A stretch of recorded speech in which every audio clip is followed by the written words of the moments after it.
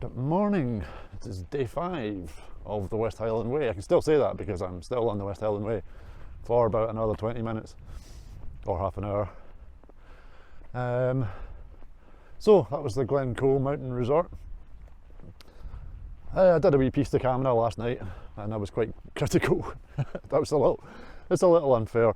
It was a lot more expensive than By the Way in Tyndrum for much the same thing with less facilities. For example, Tyndrum had a hobbit hut with a microwave and a fridge and a TV. There I had a hobbit hut with no microwave, no fridge, no TV, basically nothing except a kettle. So, in all fairness, I didn't use the microwave, fridge or TV in Tyndrum. So not much of a loss really, but I do slightly resent paying more for less. But anyway, that's what it is. I got a good night's sleep and we're off today. You can see Buccleuch more behind me, well not behind me but off to the left. And the logical thing for me to do would actually be to head from Glencoe Mountain Resort to Buccleuch More, straight down there. However, there's no path and it rained last night, so it's going to be very boggy and I will have at least one river to cross were I to try to do that. So what I'm doing instead is rejoining the West Highland Way just down here, going down to King's House and looping round and catching up with the actual road which takes me down Glencoe. It's going to be about maybe a mile and a half longer than it would be trying to just yomp down the hill there, but I think the energy I would expend with my now very heavy bag trying to yomp down that hill, yeah, I think it would cost me more in terms of anguish and grief and wet feet and twisted ankles. So I'll do it the easy but long way. So behind me you'll see the King's House Hotel, a more wretched hive of scum and villainy, etc, etc.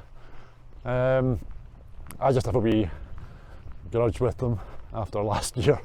I'll put the video up there if you want to watch it. Last year's videos, the sound and the actual camera stuff is terrible, but it is worth watching, I feel, just to see a man fall apart over a 7-day period. But anyway, one thing about King's House, I can't take this away from them, is that they're quite happy to have people camp basically in their back garden and also use their facilities in terms of, you know, water and toilets and showers and stuff. So yeah, you know, nice. Don't rely on them to get any food though, because you know. Anyway, that's last year, this is this year. Onwards. And so we get to our last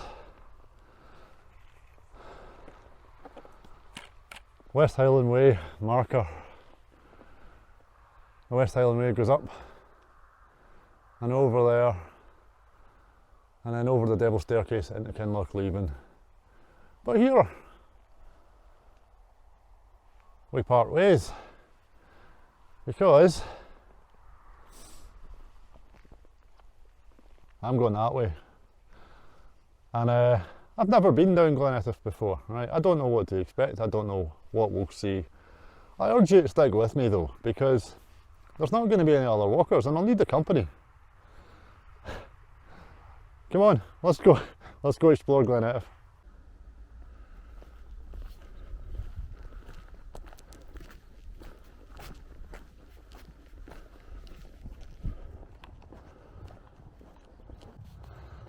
So I've got signs telling me road ahead closed, access only. I'm hoping that's related to COVID and just to discourage idle camping, because if this road actually is closed and I can't find a way around, that'll be the end of the trip. Well, we've not had any waterfall for a wee while, so nice wee bit here. And over yonder, look how clear the water is, if you can see that in the camera. It's nice. So Glencoe is actually really pretty. And so we'll have a wee look around. We've got the river obviously. Plenty of wee waterfalls flowing into it. We've got the back end of Buchleitermoor. Still see the snow. Doesn't look very far away. I'm sure it would be quite a climb though. So yeah.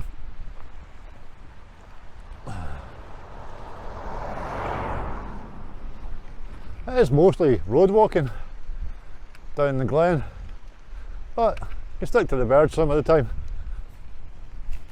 It's quite blowy, as you can probably hear, and hopefully the dead cat's doing its job. If this had been a day like yesterday, this would be stunning. Unfortunately, we're not really seeing it at its best today because it's very grey, so everything's kind of washed out.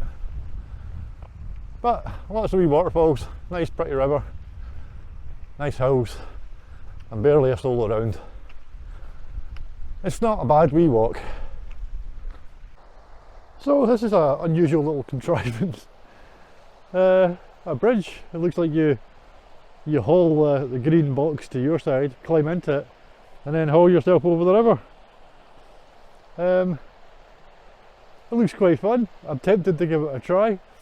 Were it not for the fact that I know I have a long way to go today, I probably would. Do you know what?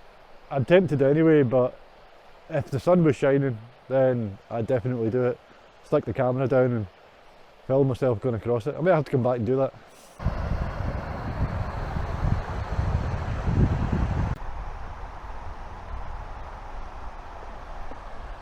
I don't suppose we'll get the magnitude of scale, but that's just sheer and massive.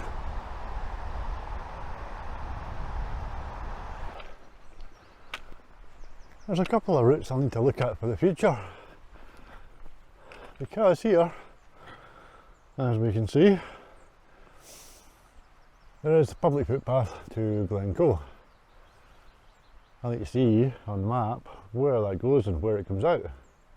It would have been a much longer walk for me to do that. I would have had to have gone considerably down Glencoe before taking that path over. But in many ways it would have been nicer than road walking, even though it's been a very quiet road. Another thing I saw yesterday, just before going on to Rannoch Moor, there was a sign pointing off, but actually one of those Scottish Rights Away society signs saying right of way public footpath to Glencoe. So basically from not that far past Inveroran, there's a footpath to Glencoe. Don't know where it comes out in Glencoe. That's another thing I need to check. That could, you know, if I was choose to do something like this again, that would probably make it a lot shorter, because it would have bypassed Rannoch Moor and Glencoe.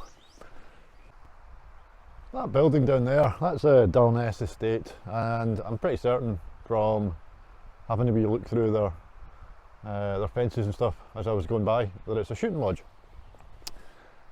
And Anthony Bourdain, who some of you might know, was an American celebrity chef of sorts, and he had a long running TV series where he visited all sorts of different places, sometimes quite off the beaten track places, and it was kind of half travel show and half food show, and I'm struggling to remember the name of it. It had quite a good name, and I just cannot remember. But anyway, that show, they did one episode in Scotland, and he spent a good chunk of that episode in a shooting lodge. As if to say, this is Scotland, right? Nobody in Scotland goes to shooting lodges. Nobody in Scotland shoots deer. Well, that's not true. We have people who shoot deer. They don't do it for fun, though. They do it because long ago we killed all the other natural predators, and we are the only natural predators that deer have. And their numbers need controlled, sadly. But Places like that place behind me, and there's quite a number of them throughout Scotland. There are clientele that's made up of people who usually have a lot of money, and they are so spiritually dead that the only way they can feel alive is to kill something else. I don't really feel angry for these people. I feel deeply sorry for them. Other opinions are available. And I'm from this part of the world, and I struggle with that one. I mean, Inverfullen? Probably. Aye, that's a name and a half.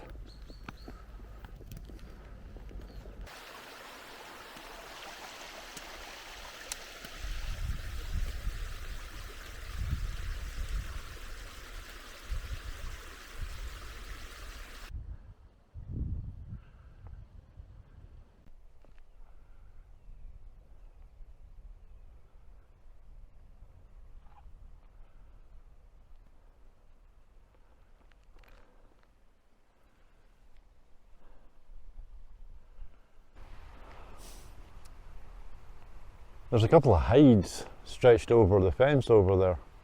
I swear to God, I'm starting to hear banjos, I think. I don't know if you can see it, but over there is Loch Etive, finally. So, still got a distance to go to get to the shores of the loch, which is where I'm planning on having lunch. And then I've just got to find the trail that goes along the northern shore. But progress today's been quite good. Just looking forward to getting down there, get something to eat. Not that there's anywhere that'll sell me anything to eat, so it'll be a sandwich that I bought this morning.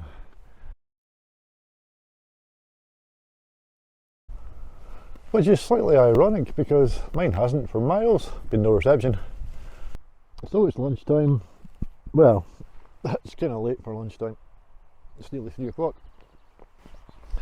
But I kind of wanted to reach Loch Etive, and I have. Well, almost. So now it's going to be get some food into myself. I'm really hungry. I just had a sandwich and I feel so much better for it. I'm going to eat a wee bit more and then find wherever this path is that goes along the north. And I said to myself, really, once I reach Loch Etive, I could camp wherever, because tomorrow will be doable at that point. But I'm going to try and get as far along as I can. If I can get just short of Banal, that would be perfect. Also, I've had no phone reception all day, and it would be nice to get some phone reception back just so that people don't worry about me. And I know I need to get most of the way towards Banal for that to happen. So it could still be a good few hours of walking. But let's see how it goes. More food. Okay, putting the random in random wanderings. So there's a right way along here, but you can see where that jetty goes out into the loch. Someone's blocked the right of way there, so you kind of have to detour around that a bit and then try and find the path. Now I did find the path, but it was taking me up the hill, and eventually I realised I was basically on a deer track. That wasn't going to end very well, so what I noticed was this gate and a fence.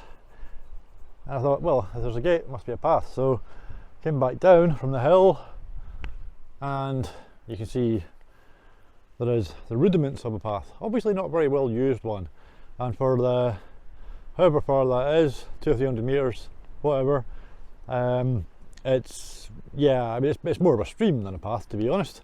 You kind of have to boulder hop your way along it, so that little bit has done more damage to my back than the 14-mile walk down the road ever did. But looking up here, there's a forestry sign. It tells me that I'm going the right way, because I know I need to pass Cadderley. So, on the right way, gonna take a wee breather here, let my back recover from that pounding, and then see if this path is a wee bit better. I know it does join up with a track somewhere down here.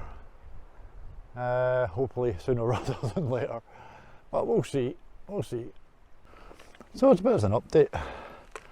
The trail from the head of the loch Kind of isn't. Hasn't been used in a long time, really overgrown, just really boggy in places. I lost it for a while, tried to re-find it, ended up falling over. The weight in my back pulled me, so I was basically like a dying fly. Cut my hand, although not so bad that I feel the need to show it to you. Just as well really, because there's no phone reception here, so I've got to be kind of careful, can't call for help. But yeah, you can kind of see there, that's one of the better bits of path, and you just have to fight your way through the trees. It's not been walked much, this. I think people need to walk it more, so I'm going to advocate doing this route. Do you know what, I'm going to look back on this as being the most adventurous bit of the whole trip.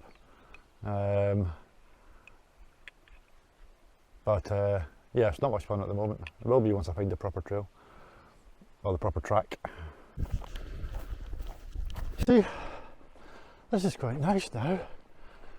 It's a wee mossy, not often used trail through mossy, not often frequented woodlands. But that last bit, I'm not even very sure how far it was. Might only been a mile and a half, 2 miles, I really don't know. That was fucking hard. That was Loch Lomond hard. All the worst were being quite late in the day. It's coming up for 5 o'clock now. And after having already walked 14 miles. So yeah, that was really, don't break your ankle, because if you do, you've got no phone reception and you might die here. Well, that's probably not true. There's a couple of people that know where I am, roughly. But they probably wouldn't call for search parties until late on tomorrow. So it would be unpleasant.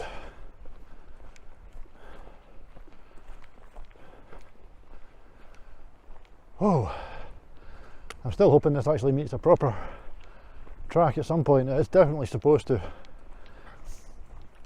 And I definitely can't check, because like an idiot I didn't bring the Ordnance Survey map, because I thought I didn't need it for only a couple of miles that I'd already looked at. Oh well, I suppose I know to bring maps next time. I'm just going to keep concentrating on not breaking my ankle, so back later. Not sure I've ever been so glad to see a road. For someone that's complained about road walking before, this is one road I will be happy to walk. Look at this bit here. You could get one of them rubber rings and have a wee flume ride. Might be a wee bit bouncy, but it's quite a ways down there. I don't know why I'm sounding so cheerful and bouncy, because I'm hurting now. But yeah, the rain keeps coming on and off, and every time I change it stops, so I'm just leaving the jacket on now. Took a couple of falls earlier on in the path that wasn't really a path, and my right knee is kind of starting to hurt, so I reckon I've only got 2 or 3 miles left today. I'm hoping that's the case. Still no phone reception, so I can't really check at the moment, but we'll see what happens. Nothing else nothing else for it but to press on anyway. Well, good morning. Now, a story to tell. The last time you would have seen me on day 5, things took a bit of a turn for the worst. Well, it wasn't a bad day, it was just a very, very long day. The path along the north shore of Loch Etive, in the direction I'm looking at the moment, I'll pan around in a moment. That path, as you'll have seen, you know, the path didn't exist functionally in many places, and where it did exist, it wound up and down and around with seemingly no real concern for the terrain. It was like it was designed by a mad god. Certainly felt that way walking along it. So anyway, it turned out that the day 5 turned into a 40-kilometre day. If I'd left Glencoe mountain resort in the morning, at the time that I did, I could have had an equivalent day by walking to King's House and then Kinlochleave and then to Fort William. It would have been the same distance. So anyway, the reason I ended up going so long was because there's no phone reception. Now that shouldn't be an issue, but it is, because there was people who would have been deeply concerned if they hadn't heard for the whole day that I was okay or not. So I didn't really want mountain rescue getting called, let's put it that way. And had I camped, then it would have been at some point the following day, in day 6, that they would have heard from me when I finally got back into an area of phone reception. So I kept going until I got the phone reception, hence the 40-kilometre day. Now that took me to here, which is Bono. Not very much here, really. Some houses over there, a few more houses than it looks, but not many, certainly. You can see the heavy machinery over there. That is the beginnings of Bono Quarry, which is a large endeavour that's been going for a very long time, to the point where effectively they've quarried half a mountain. The mountain we see behind it is Ben Cruachan. You can see that from Oban. It's one of the, not from this angle actually, but from Oban it is again one of the more photogenic mountains, because it has that sort of conical look that we don't see so often in Scotland. But yeah, so now I speak to you a few days after the events of day 5, because I got as far as Bono, and after 40 kilometres I was wrecked. The weather had taken a turn for the worse at that point, and I called a friend who came and picked me up at Bono and took me back to Oban. Then I had to go back to work, and now we are on the Saturday, a few days after that, when I've come back to finish the job. So I didn't want to come back and just pretend that I was still walking away. That would have been disingenuous. So that's the truth of the matter, is that I got to Bono and I was so well, fucked, to be honest, that the only sensible option was to go home, get some rest, come back and finish the job. So that's where we're at. That's where we're at today. So we've got the walk from Bono into Oban to do, and it's quite a nice wee walk. It's mainly along the road until we get to Connell, and then over the hills from there into Oban. So the road in question, it's a B road.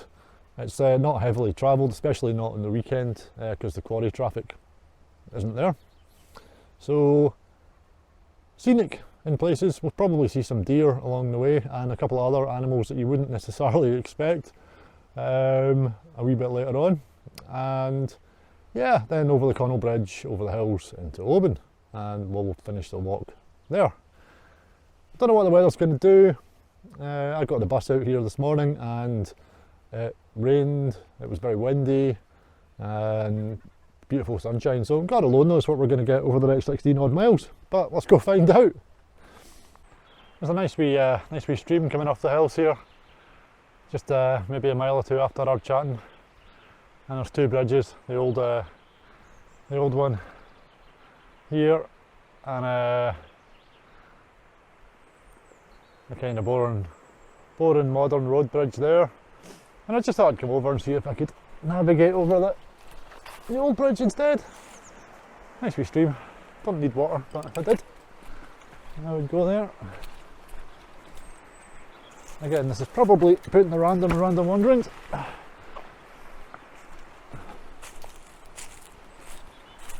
Okay.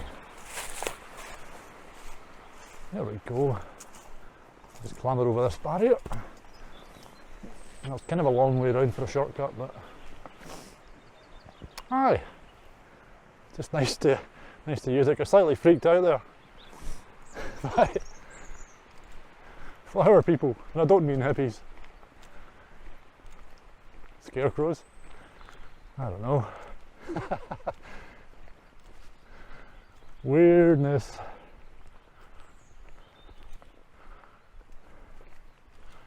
Anyways, so just a wee bit further on, weather's a bit changeable. I can actually see a rain cloud that I walked through just on the side of Ben Cruachan there. You can see Cruachan starting to get a wee bit more of its pointy look that you see from Oban. what else can you see over here? You can see some houses, should be able to. On the other side of the loch, that's Tinault. It's a wee village, quite a nice wee place. Just following the loch shore up past Cookin there, kind of goes into a pass.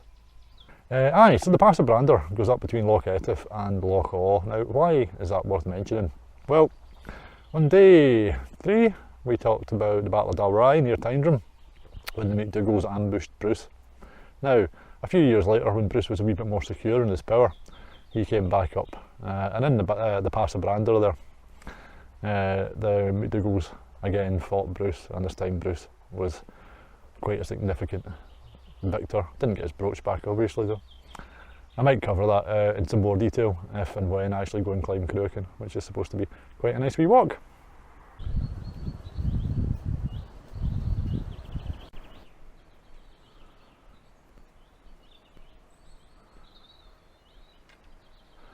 So I don't know if you can see that there. I'm zoomed in as far as I can be, but there's a deer just sitting in that field, just chilling out.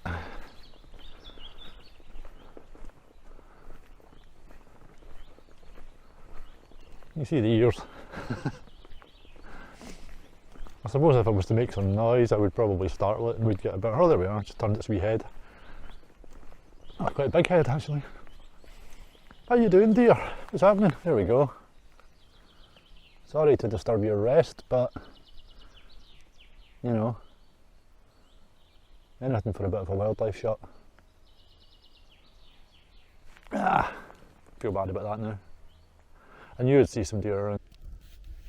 So I'm just stopping here for a wee second to pan round because, well, it's quite pretty, but also because you can see, if you were to come along this way, there are a couple of places by the shore here you could pitch your tent.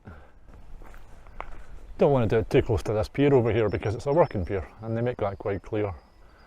There's a couple of boats that'll be out getting langoustine, lobsters, crab. That's mostly what the fishing industry in this part of the world does, shellfish. Some scallop diving boats, so all the good stuff. Not a lot of traditional whitefish, but if you like your shellfish, Oban's a good place to go. Alright, so behind me you can see the ruins of Ardchatton Priory. Now, I always get this confused in my head. I know it was endowed by Duncan MacDougall in the year 1230, or thereabouts. There's the MacDougalls again, you know, we're very much in MacDougall country now. And I always try and think of what the actual name of the order of the monks was, and I always think Vaudevillian. Right, now that's not it, right, but I think that would be really cool, an order of Vaudevillian monks. But it's Valliscolian, right, I'd never heard of them. Apparently they later on got absorbed into the Cistercian order, but Valliscolian, that's what this place was. And it seems to me that the different orders of monks were like the rock stars of their day.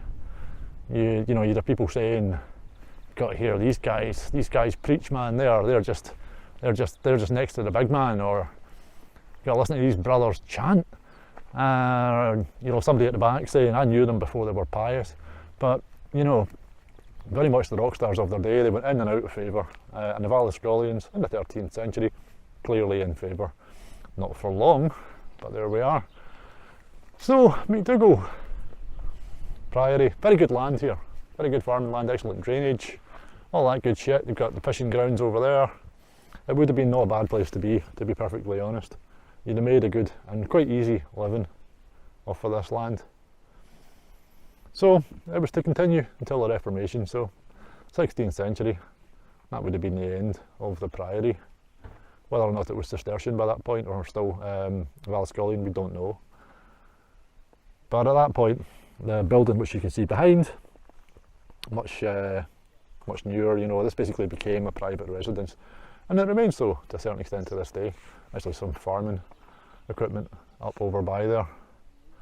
So it's mostly visited, I think, for the gardens, which I'm not going to spend a lot of time exploring, to be perfectly honest, because, like I say, I prefer my nature to be a little bit more natural. But it's nice to have been able to come up and have a wee look at the priory. It's always been shut when I've come past before, so there we are. Oh, one last thing. just to square the circle, as it were. There's a Bruce link here as well. Bruce is said to have visited to look at the yew trees in the locality as to whether or not they would be suitable for longbows.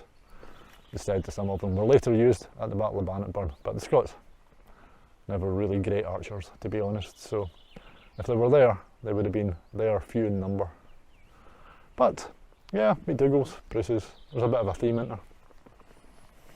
Anyway, let's see what else we come across. So I'm just sitting a wee bit off the road, and Lochside behind me there, and got some water on for coffee. I'm gonna give Quiche a chance. Probably have a Mars bar as well, and aye, coffee, wee bit of lunch, wee bit of sugar, and then just batter on up to Connell and then over the hills. The sun had gone away, so I'm kind of hiding behind the tree out of the wind, but looks like it's back, so happy days. Aye, just going to stop and fortify myself for the rest of the journey, and I'll see you later. Well, we have had, on the duration of this trip, all the things that you might expect to see in Scotland in terms of wildlife, and some more. Grouse, deer, obviously sheep, cows, goats. Fairly sure I saw a pheasant, but I didn't get the camera on in time. But here's something that you might not expect to see.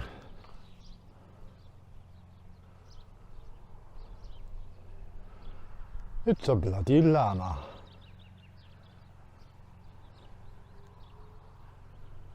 And it's not just one of them.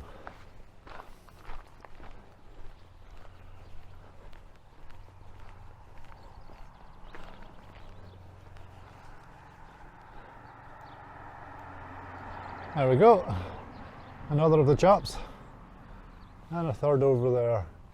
I'm not sure if there's more. I think I've only ever seen 3, 2 white and 1 brown.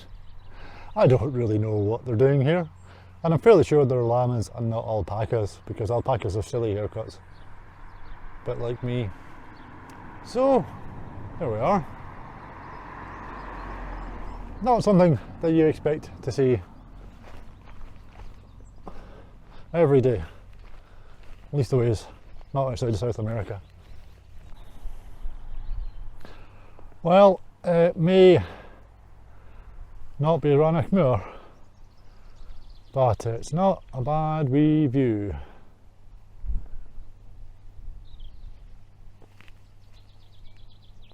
Right, I'm not sure if you can see the kayakers down there, but they will be enjoying a hell of a tide race, because that is where Loch Etive meets the sea, essentially. And if you get the tidal conditions right, I can see it just now even looking at it. I'm not sure how it will come across in the camera. You've got water coming up one side and down the other. And it makes for some very interesting conditions for a kayak. You kind of need to know what you're doing to put your boat in the Falls of Lora. For me and my origami kayak, it would be well, tantamount to suicide, probably. I'd love to fly the drone over there, but I can't, because we're about less than a kilometre from Oban Airport, which is not exactly a bustling hub of aviation, but nonetheless prohibits me from putting the drone in the air anywhere near the airport. So that's unfortunate. And finally, just before we get to the bridge, and just because they're here, not as interesting as llamas, but we do have some goats, so why not? Proper bearded goats, who are clearly utterly unfazed by me walking by. Hey dude, what's happening? Insert obvious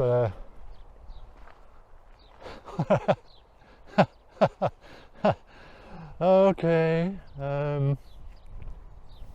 The police will be phoned if anyone is seen chasing goats. There is a story behind that.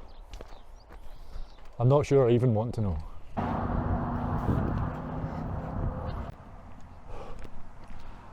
And just off the main road out of Connell, the sign for this farm here, and that's where the track comes off.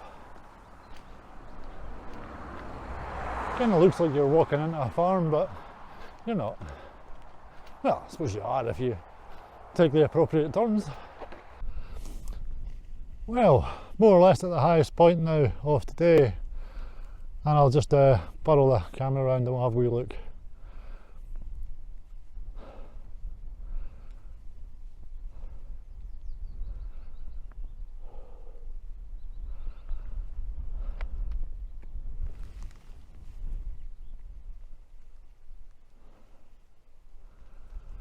It's not a bad view.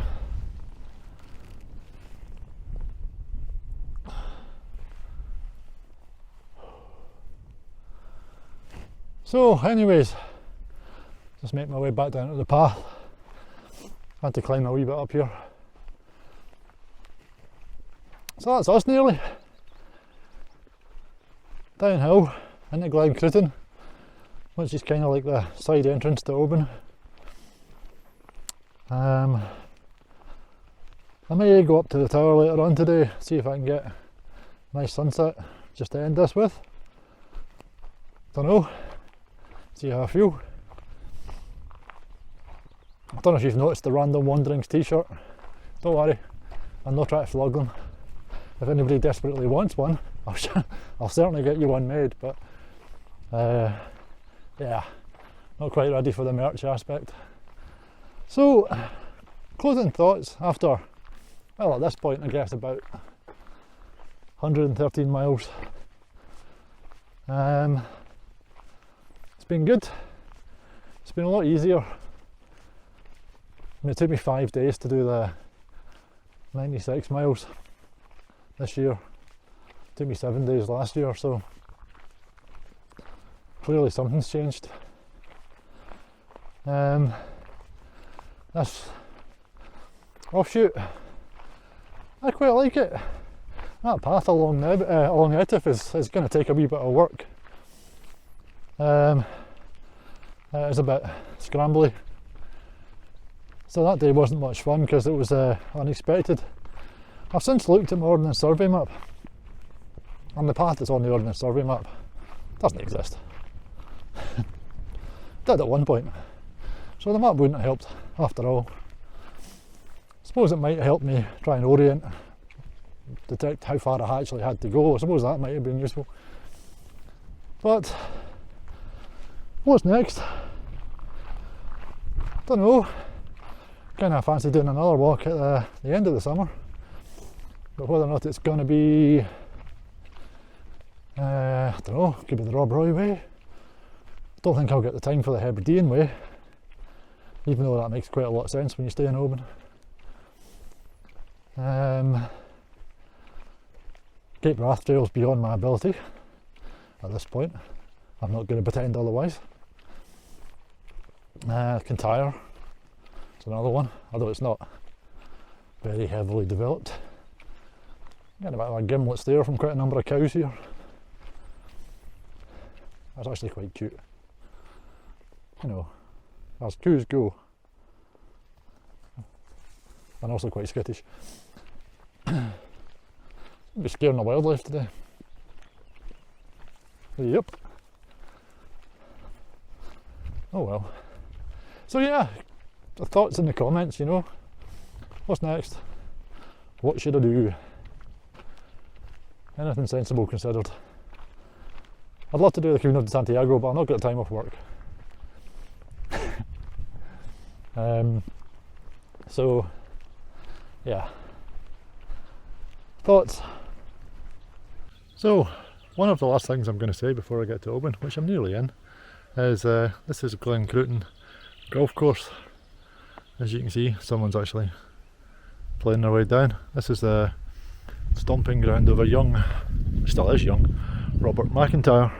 Now I don't follow golf, but he's a local boy. I understand he's doing very well internationally. So if you do follow golf, you've probably heard of him. It's the only golf course in the world really where you don't so much need a caddy as you need a Sherpa. Alright, so that's me in Oban. I didn't really have an official endpoint plan, so what we're going to do is going to make it the clock tower over there, because it's kind of handy for the station. and for the buses if you're going on the bus back to Glasgow or something. So anyway, this is Oban. Got the tower up there, distillery there, and a good number of hotels and hostels and pubs and restaurants.